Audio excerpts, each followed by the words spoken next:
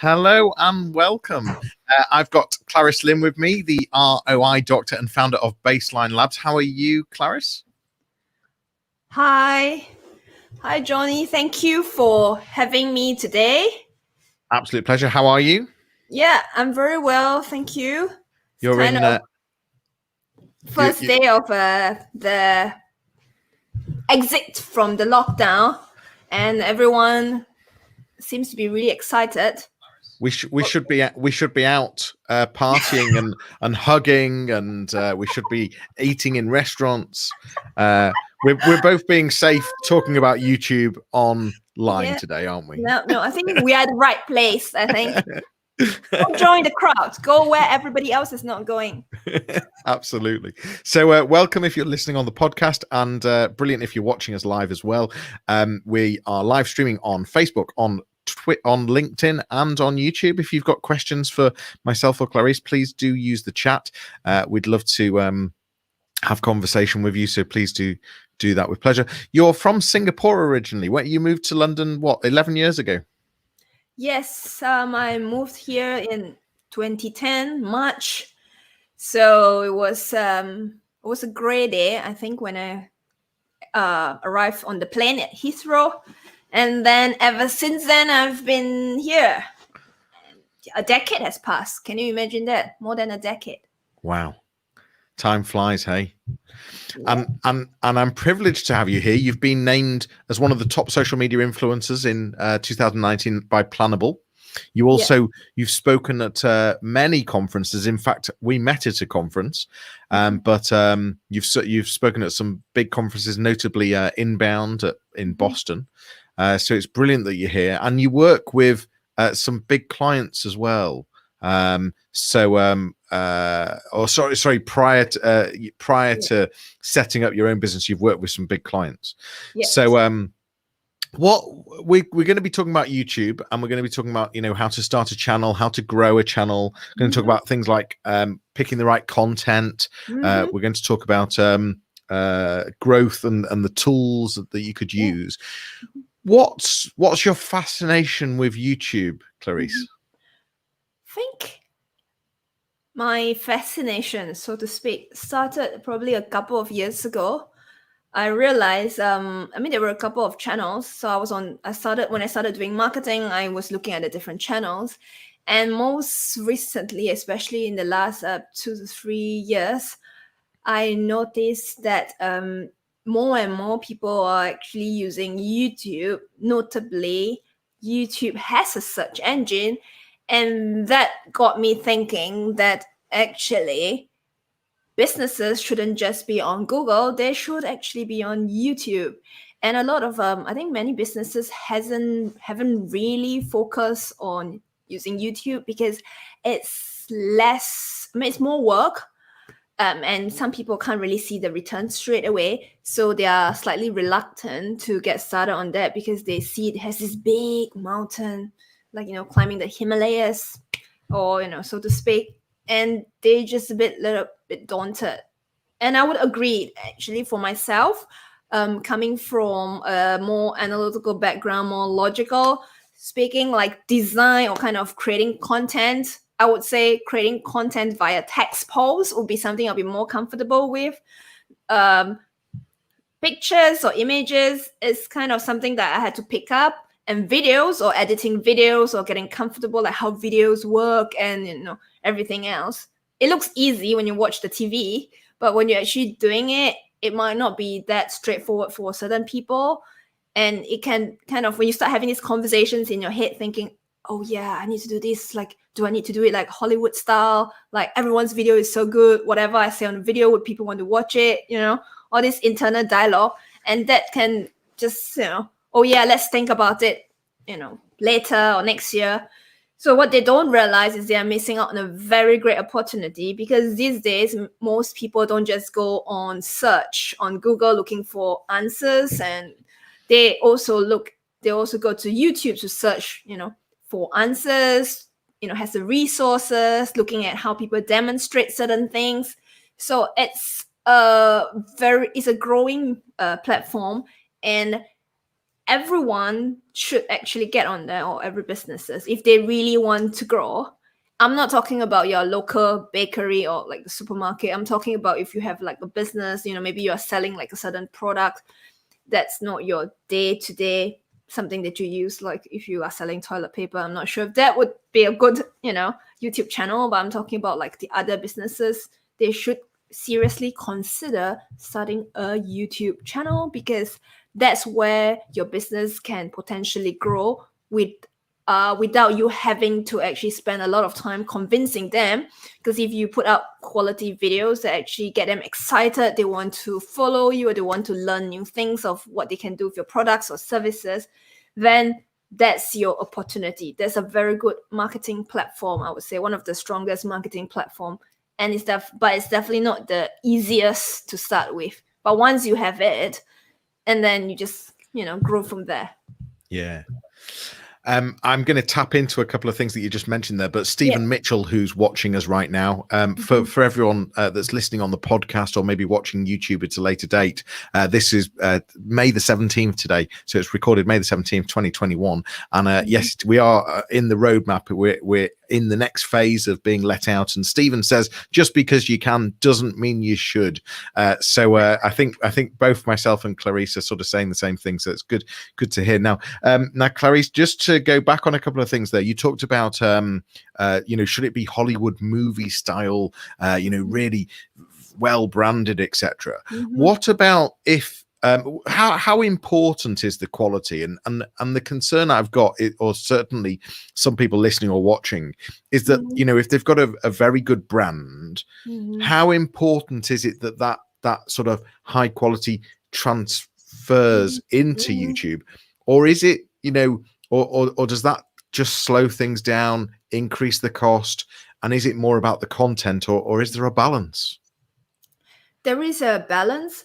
So what I would say is there are 3 foundation factors you should consider.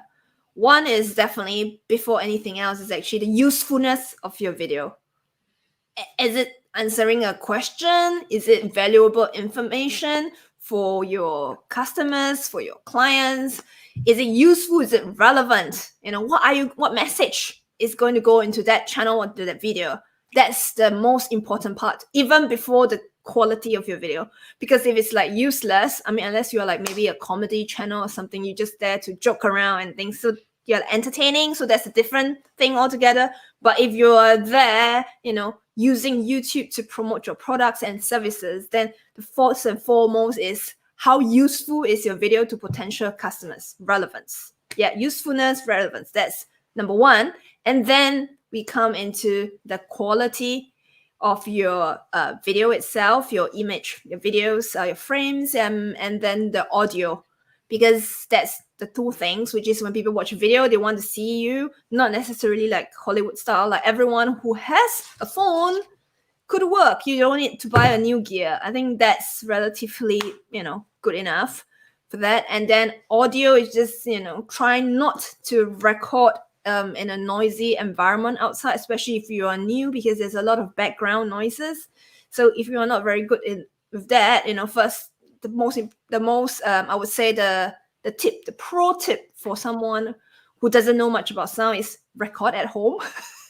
Quiet. Make sure nobody else is at home, probably, or you're like in a room that's maybe soundproof, hopefully, and tell everyone else not to shout during that time when you do your video, and you're fine.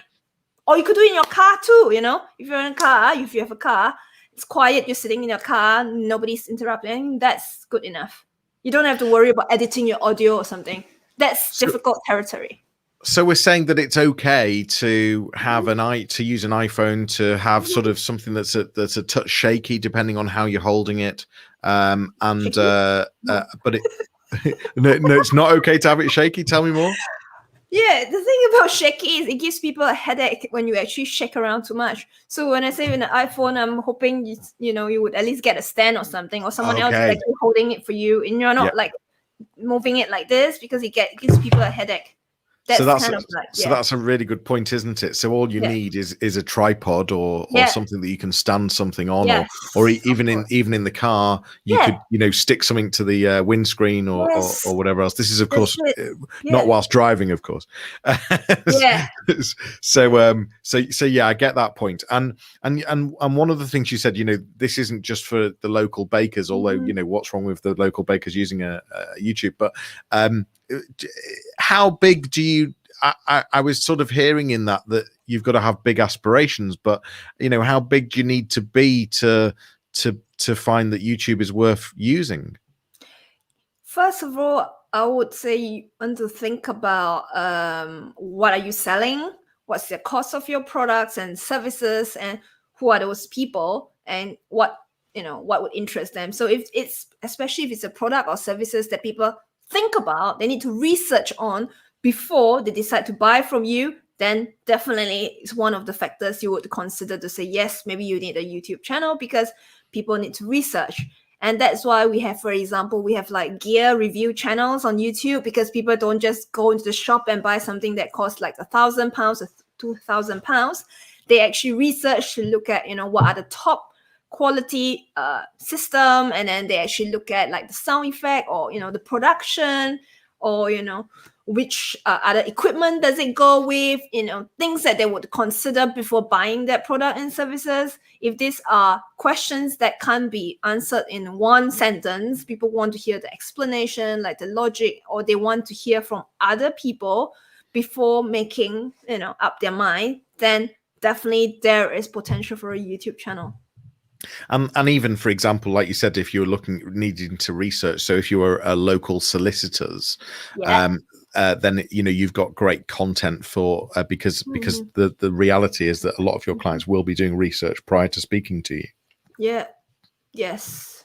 So that would be a good thing to there'd be nothing wrong with the local solicitors thinking that they could utilize YouTube. So one of the things that you talk about Yeah. before you even get started is having a clear goal. What is it you're trying to achieve? So what could some of the objectives or goals be for starting a YouTube channel? So if you are planning to use that to generate leads, yes, then that will be one of the primary objectives, because then this will make your marketing efforts more worthwhile. So you would see returns not immediately, but kind of down the road. After you build a YouTube channel, people know more about you. They feel familiar with your brand. It's just like do you know back in the good old days when you're watching TV series and then you're watching the actors on the show, and then some people, after watching the entire many different production that the actors or actresses have acted in, they actually think they know the person. Oh, It's kind totally. of Oh, it's a absolutely. little bit like this. But I'm not talking about acting, but in general, like if they Yeah, hear yeah. you talking, they feel like they know you, or they feel that they could trust you just because they hear you speak often, or they see you interact with other people. They just feel more at ease. It's the trust thing, especially if you're asking them to hand you, maybe a couple of thousand, or even over like a period of time. This is like a consideration whether they trust you to buy from you, or maybe even because they trust you so much, even if they don't buy it, they will tell someone else, like their friend, to say, hey, I was watching this YouTube video the other day, and then it was really useful. I think if you want to get something, maybe you should consider, this person or this business, and then, pop over the link to your video so the person can watch it themselves. So I think that's definitely very useful. You've made a really good point there that you were talking about, you watch your favorite TV show and you get to know the actors and you think you're the friends. I was doing a Couch to 5K recently, and I chose on the app, you can choose a different person to be coaching you. And I chose Sarah Cox, the English broadcaster famous for the Radio 1 breakfast show. And by the end of it, I honestly thought that, we were great pals. And she'd be running all this with me, and and cheering me on. I mean, obviously I knew that we weren't, but it's so true what you're saying here. And I think the reason you're getting this across is that by having that content out there, it gives you the ability for potential clients to start feeling like that. Yes, helping them feel confident about, potentially working with you or buying products from you. Yeah, it's so powerful. So we've got our objectives and goals, and that's trying to understand what is it we're trying to achieve? Mm-hmm. Is it lead generation? Is it brand awareness? Is it Mm-hmm. are we trying to signpost people to a particular thing? Yeah. How do you go about setting up? Because of course this podcast video is all around starting a channel, but then growing. So we're going to start with the start. Mm-hmm. Talk to me about the setup. So basic thing would be to set up an account with YouTube, and then you would, have this like really the banner thing on top. You have a little profile, you decide on the name, but all of this could be changed later. And then a description, you kind of put it on. That's more of the technical setup of it. And the most important part comes when you actually need to think about the content that you want to put on it. Like, do you want to have a weekly schedule? Do you want to, publish videos twice a week? Or do you want to, what style would you want to present? How long would you want your video to be? I think especially for starters, they are a little bit hesitant because they're not sure, should I have a long video?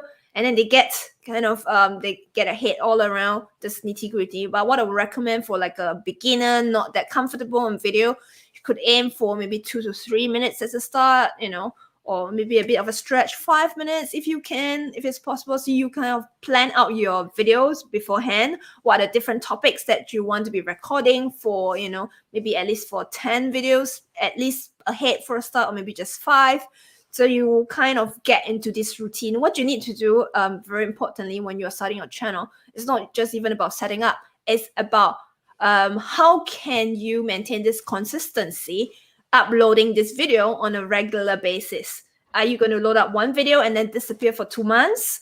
Or are you going to have, 4 videos per month because you're going to push out one video every week at that time? So you need to plan out your content because you don't want to start thinking about what to record when you whip out, your phone to record your video. You don't want to think about, what should I talk about today? That's not very strategic, because then you will find that at the end of this session that you have carved out for recording turns out to be a brainstorming session with plenty of stop and record, because you realize that, okay, yes, I've talked one big thing, but what was the main point that I want to deliver in this video? So you want to plan, like, what's the message of this video that you want to promote or you want to explain. So you put that out in advance, carve out a session where you plan out those videos. And if you're not comfortable with just talking on the fly, what you could do is, write out a couple of sentences or questions, outlines that you feel that you're answering those potential clients' questions. So you kind of write it out, and then you can refer to those questions and answer those questions as part of the video. I find that it makes things much easier, especially if you're not comfortable with even looking at your own camera. It's like, actually, personally, I have to confess that even for myself, I find it difficult sometimes to talk to a camera and deliver, because I'm slightly conscious of that, if that makes sense. I find it easier to have conversations or recordings with a real person. It can see at least a person, or I know there are people watching, because just me staring at the camera, I'm like thinking about how I would look. So that's kind of something that sets me back in terms of how I would talk. But then if I'm sitting in front of a potential client, like I'm talking to you, I will be able to present all the points as if I'm answering the questions. That's weird, but that's kind of how it works. So if having those questions out there is going to help you to answer those questions better, that will be kind of an easy start. You talked about consistency, so it's more about consistency than how often, and it's sort of agreeing with yourself. Well, okay, I'm going to do it once a month, once a week, twice a week, but it's the consistency part that's important. Yes, definitely. So if you just started and if you really want to grow, you would definitely need to go at least once per week. Like if you want to go maybe once per month or twice per month, that's maybe if you're like a bigger channel, you know, those people can't wait to watch your videos. So you can stop for like a week or so or 2 weeks. Because what I find is usually when you are starting out, like if you don't even have your first 100 and then you start and stop, it's not really going to grow. Because usually what happens is the growth comes when, okay, think about it this way. If you are publishing like 2 or 3 videos already, and then people watch one of your videos, they can watch 2 of your other videos. So YouTube starts to know a bit more about your channel, what people like to watch. But if you have only 1 video like this month, and then 3 months later, you decide to publish your second video, then YouTube is kind of, they don't have much data to work on. And they're also not sure whether it's the same thing, if it's like related, because you lost those people who watched your first video. Because what happens is YouTube algorithm works this way, is that they will always show you more of the videos that you have just recently watched. So if you're watching some videos that you have watched, like maybe you like some videos that you watched maybe like 3 weeks ago or 4 weeks ago, so their videos would surface less if you started watching 3 or 4 other new channels and you started watching more of their videos. So YouTube will start recommending you more of those recent videos that you have watched and less of those. So if you stop, you're basically out of the game. Is it that bad? And then you have to re-enter the game again. So it's kind of like that, you know? Do you know what I'm saying? Yeah. I do. You're reminding me that there's a gap in my podcasts, and I'm feeling really bad. What happened to that? I got busy. Right. Okay. Only a small gap.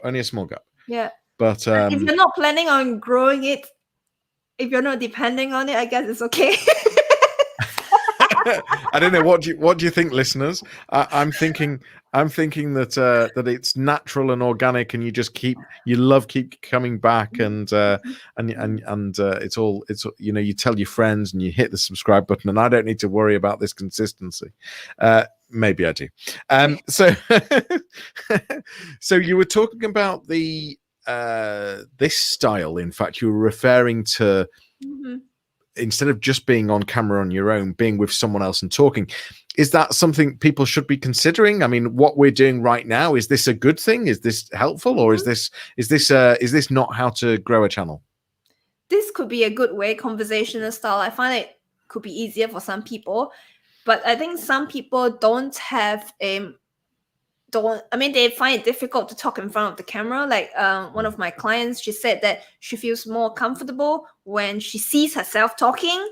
So she feels more comfortable. So if you're actually facing it the other way, so if you have it like this way facing you, even though, your phone camera, like if you are doing it this way, you get better quality compared to if you do like a selfie style. So the quality is less good, but she prefer to do it like with more of a selfie style, mainly because, or at least see herself speak, because then she feels more comfortable. With the other round, she feels more self-conscious.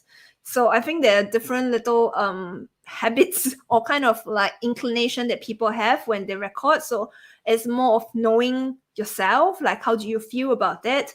Like some people are comfortable just talking to the camera. Like honestly, I think it might also depend on certain topics, because for myself, if let's say if I were to go around, doing an introduction video about someone's recording me and I'm talking about introduction of London, my casual thoughts, then I wouldn't think so much, this needs to be in a structured manner. Am I explaining things properly? Just like casually. However, I think maybe if you're your client, then it could be a certain way you feel that you need to deliver the information.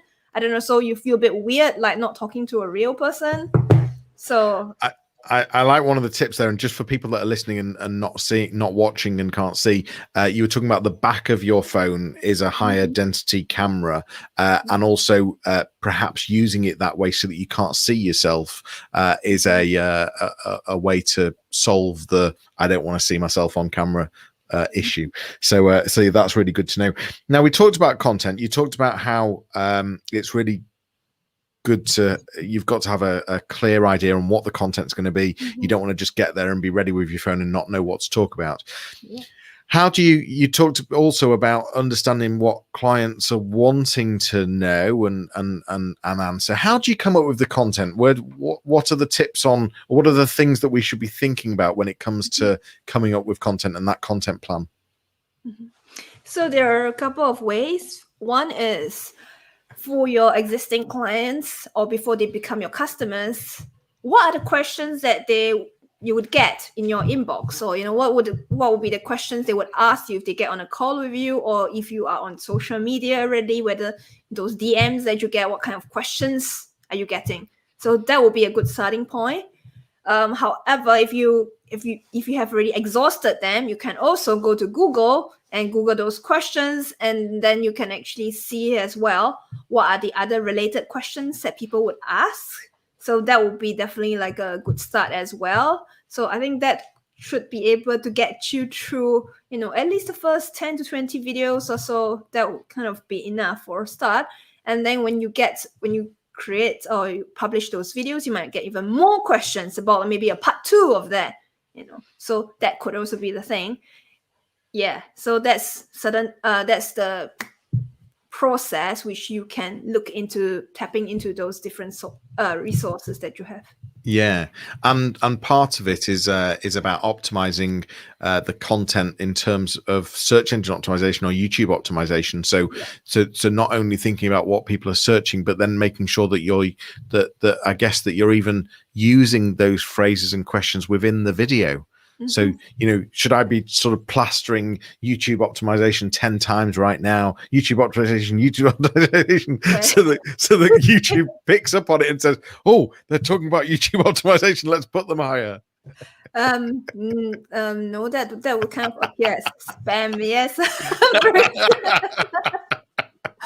Yeah, that's not something. I think the key part is probably like you would include those keywords as often as you would mention them in a conversation. Yeah. Naturally. Repeating them for no. I mean, that's the same thing for Google as well. For those people who are unaware of it already, Google owns YouTube. So it's kind of like, they kind of work along the same way. So if you are spam, if you're trying to do, I mean, in YouTube, they will call that more of like clickbait as well. So they will promise a title and then it's a totally different videos altogether. Yeah. And that issue was resolved, as in was tackled by YouTube a couple of years ago. So before that, one of the things that YouTube algorithm look out for a good video was views. So many people were just creating attractive titles, and people, they click on it and realize the video was something totally different, and then they receive a lot of complaints, and then YouTube decided, okay, views is not going to be the primary objective driving our algorithm anymore. So if someone clicks to your video and then bounces off, they are not watching your video, they don't even want to watch even 5 seconds or 1 minute or so, that means that that's not going to be important video if less people are actually watching it. So watch time became actually the top priority for YouTube, deciding if it's going to be a good video or if it's a video they should be recommending to other viewers. So we've got our channel, we've set it up, we are starting to do some content. Yeah. How do we go about growing the channel? What are the things to think about in terms of growth? One of the most, so we'll start with, once you've got your video up, you've got your title, you selected the right keywords, that's what we were talking. And then the next part comes into, it's like for each of your videos, think about what you want people to do after watching your videos as well. I think that's one of the key parts. Like if you put a description or pin comments, like during your video, you could point them to one of your resources. So if people really like your videos, they will check out maybe the description section for more information. So you could put your other resources there for people to click on, to recommend. And the other thing is more of the technicalities is, if you've noticed, like after you finish watching a video, you have this end screen. So you would put maybe your other videos there, or, asking them to subscribe so they could check out other things, resources that you have there. As well as there is an info card which you can insert between your videos as well to recommend your other videos. So maybe you mentioned about a certain topic and then you don't want to go in depth because you've already explained that in another video. So you can add that into your video card as well to recommend that video. So it kind of appears on the top of the screen like this. I don't know if you watch the YouTube, so you see that appear on top. So you can create that into your video to get people to watch more of your videos. So the thing about the YouTube algorithm is also when people watch more of your videos or they go on to watch other videos, so YouTube would deem that particular video to be really pivotal in getting the viewers to stick around. So that would also increase, kind of giving you extra bonus points in YouTube's eyes.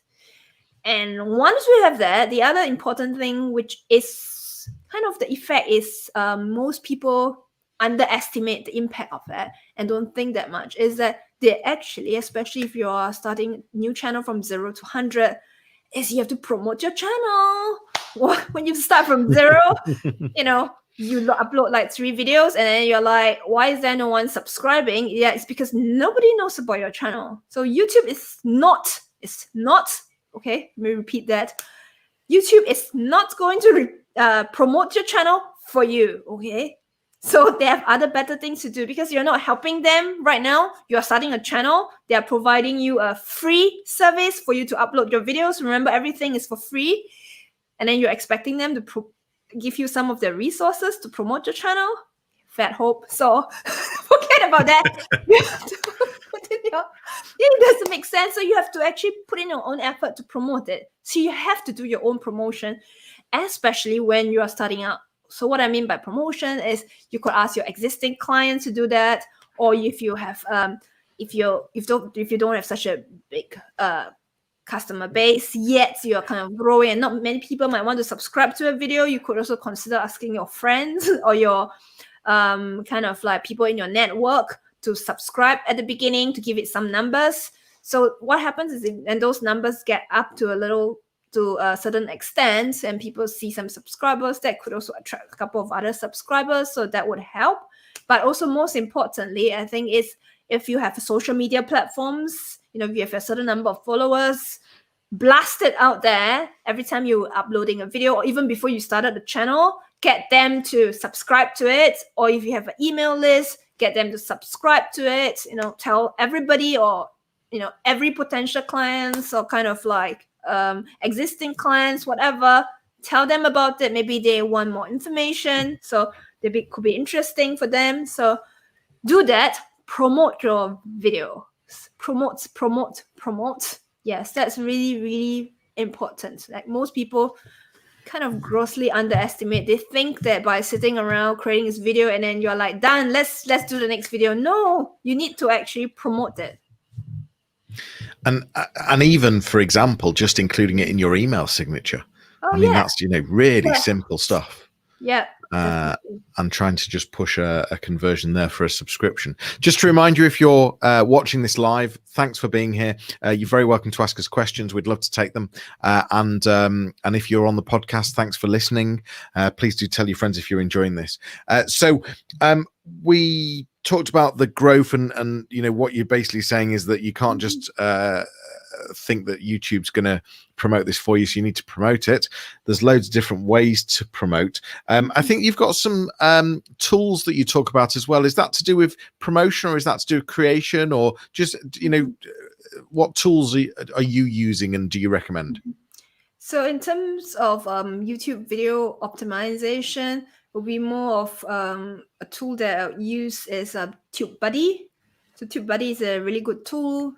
And it's free to download, right at this, if you're starting out, and you can get more, you can pay subscription more if you want to do more intensive research, but that's like a good start. It's also a good tool because it helps you to decide which videos that you should be prioritizing. So one thing if you to keep in mind is, if there are many videos about a particular topic and they are very, very big channels, and you are like a new channel, you also decided you want to create a video about this particular topic, the chances of you ranking for it or appearing on YouTube page 1 is very low for a new channel. So you want to, similar to what you do for like a blogging strategy, if anyone does blogging as well, is you have to think about how you can phrase that question or phrase that video title that it's something maybe slightly more niche that people can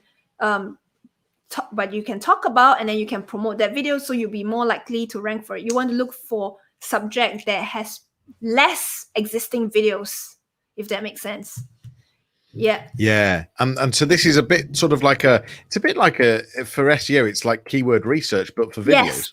Yes, Yeah. TubeBuddy is really, really Jeff good. Ben Mayer's joining us. He didn't hear the name. I'm just going to put it in the chat. It's Yeah. TubeBuddy, Yeah. tubebuddy.com. I've just put that in the Yeah. chat for you as well. Yeah. Okay, so that helps us with research in terms of finding content ideas or keywords or topic ideas. What Yeah. other tools would you be suggesting, Clarice?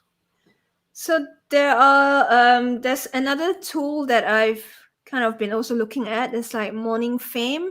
So that's also quite a good tool. It actually helps you to see um what other, for example, like a certain video, like what's the smallest channel that has a video rank for it, so you know like how high or how low is the threshold for you to overcome to be able to rank for that. So that's also quite an interesting tool. That's morningfa.me, Morningfame. Yes. And that's so this is well, I mean, I'm just on the website now. It's a simplifying YouTube growth, Yeah. and it's basically giving you some insider analytics. I Yeah. think is what you're talking about Yes. there. Yeah.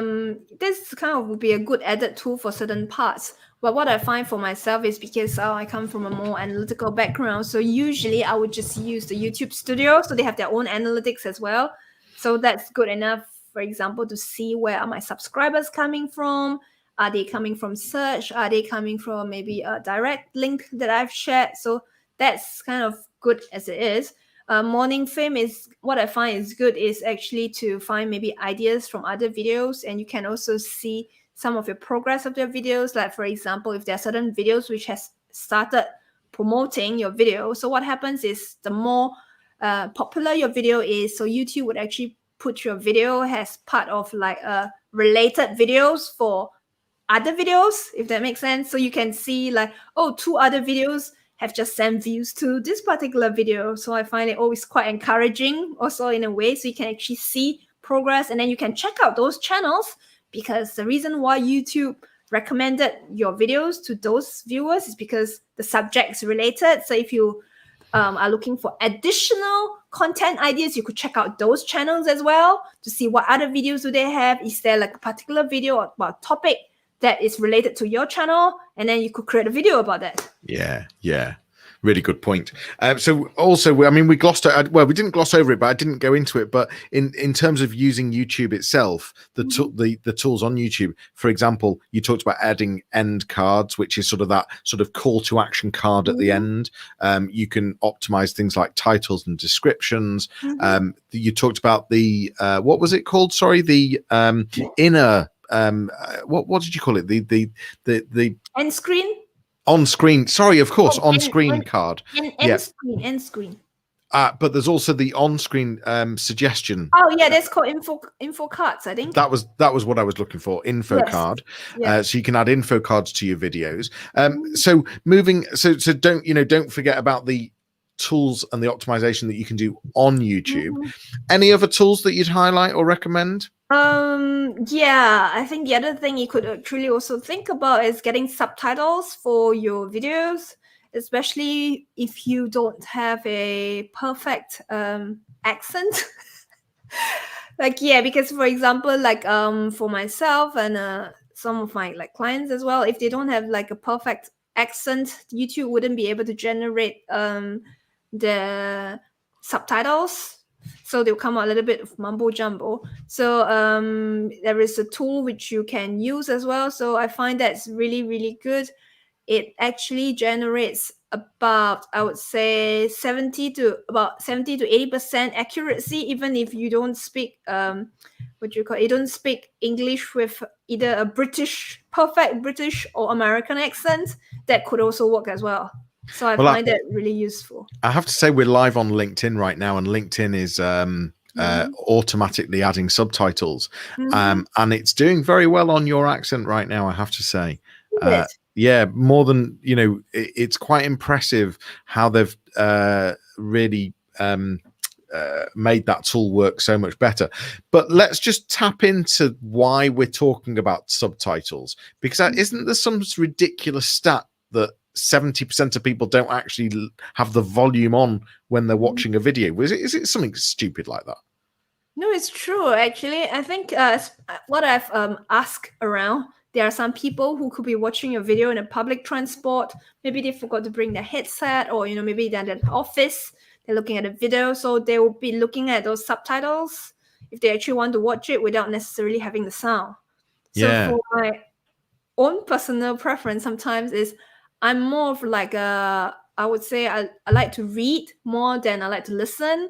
Listening seems to take on more of my resources, human resources. So I like to read subtitles sometimes without hearing the sound, and it still helps me to process really quickly. So I find it like very enjoyable. So I find that having subtitles are really helpful. I'm exactly the same. And there's certain times when I would rather listen, and there's certain times when I don't want the volume on because I'm maybe, as you say, in a room, or maybe it's nighttime or whatever it might be. And the environment that I want is actually just to be able to read. So what we need to do as marketeers, or, setting up our own channel, is make it easy for potential clients, potential customers to access our content. So adding subtitles is really important. Now you could allow YouTube to turn them on, but what we're saying there is the accuracy isn't great. But what I think I'm also hearing is that you could go to another step of overlaying subtitles onto the video already, and adding some branding with that as well. So it's just taking it on to the next step and making it more accessible. Yeah. So just to sort of round up a tiny bit, if we just to take this to the next level, we've hit 100 subscribers, we've hit the magic 100, and in fact YouTube allows us to do more things when we hit 100. But what's the next step? How do we keep the momentum going? How do we get to 1,000? Could you sum that up in a couple of minutes? What are the next things that we need to be thinking about? Okay, think about creating longer videos. I think that's one of the next steps, because what happens is the longer your video is, then what happens is YouTube find that longer videos are meaningful for them, because then you can add more ads into your video if you actually allow them. So that allows YouTube to offer advertisers more options into your videos. So that would actually help. Also, the fact is, if people watch more of your if they actually watch a long video from beginning to end, that indicates a stronger interest in this particular topic. So it's also a very strong signal as well. So that's very helpful. And the fact is, when you get more people watching more of your videos, clocking up those minutes, so it's indicating to YouTube that this channel is really popular. So they start to actually help you. Now they start to step in to actually help you to promote your videos to other viewers on the platform. So that's when you start. So at the beginning, when you are growing from 0 to 100, you might look at your YouTube analytics and see that most of your traffic is coming from your own promotional tactics and strategies on social media platform, your email list, maybe your friends. What happens is, when YouTube starts promoting your videos, you will realize that in your traffic sources reports in YouTube analytics, you will see more of those traffic coming from YouTube search and even Google search. So that you would find that, okay, once you've hit that, you know that now you're getting some of YouTube's resources to help you, and that really helps you to grow even quicker. And that's in YouTube analytics, is it? Yes, you can see that in YouTube analytics. There's a tool for free for everyone who is really serious about growing your YouTube channel. Actually, the other thing is, you could even download the app. You have an app that you can, YouTube Studio, so you can just look at it and see what are the different traffic sources. I find that for people who are not they get overwhelmed by reports, I think that the app itself, like the YouTube Studio app, for you to just download and look at things, is easier to navigate. If you're not planning to do deep dive analysis, that's just a good overview for you to see, if you're growing faster after you uploaded your 10 videos, they will tell you for your last 28 days how many more subscribers that you're getting. So it's more straightforward, easier for channel owners or business owners who are planning to grow a YouTube channel. You will be more encouraged, I feel. Clarice, you help business owners grow their channel on YouTube, get subscribers. What's the sort of typical clients that you're looking to work for? If people are watching or listening right now, what's the ideal type of client that you can really work well with? Yeah, I would definitely would enjoy and would like to work with business owners who have who have the resources and they are really serious about growing a YouTube channel. So this is like a commitment. It's like a middle term to long term investment. You might not necessarily get to see some customers like within this month, but if you are stepping up your game and if you're publishing one video per week, you will be able to see at least in 6 months, 6 months to 12 months time, people discovering you through those search channels and coming through you. So there needs to be people, business owners who are serious to commit a portion of their time to create those videos as well, and then working like the strategy and setting up a process. Because if you want to do it properly. If you have no time and you feel that this is not of a top priority for you, then it's better not to do it, because then as what we were talking about at the start of our session, we talk about the start, stop. Yep. It's kind of you're out of the game and then you try to step in and then it's just a waste of time. Yeah. So that was definitely, yeah. And you're right. This sort of thing can take 6 or 12 months. It is a commitment, but once you get it going and once it sort of goes over the hill or whatever, then it really can start picking up. Clarice, if people wanted to contact you, what's the best way to find you online? Yeah, so you can find me at my website. You can check out my website, claricelin.com. I'm also on LinkedIn. I think if they see me, they could actually click on to my profile and take a look at my profile. They can send me a message on LinkedIn, or they can also send me an email at clarice.lin at BaselineLabs.com. And your YouTube channel. Mm-hmm. What's your YouTube channel? Because you've got loads of videos, loads of helpful resources and vlogs on there. What should we search to find your YouTube channel? If you search by my name, Clarice Lin, that would work. And brilliant. Yeah, I mean, like once you hit your 100 subscribers as well, you can actually have a vanity link. So you can actually change it to your name. So if you type in like youtube.com/Clarice Lin, you will also find my channel. So that's why you should need at least 100 subscribers. Another reason why you need to hit that magic 100. To get that vanity URL. Yes. Absolutely. This has been absolutely brilliant. Totally full, jam-packed full of resources and tips and tricks, and I really love it. Thank you so much, Clarice. Thank you if you've been watching, if you've been listening. Please do tell your friends, please do tell your colleagues, subscribe, whether it be on YouTube or whether it be on your favorite podcast platform. But for now, it's bye from me. Clarice, thank you so much. We will see you soon.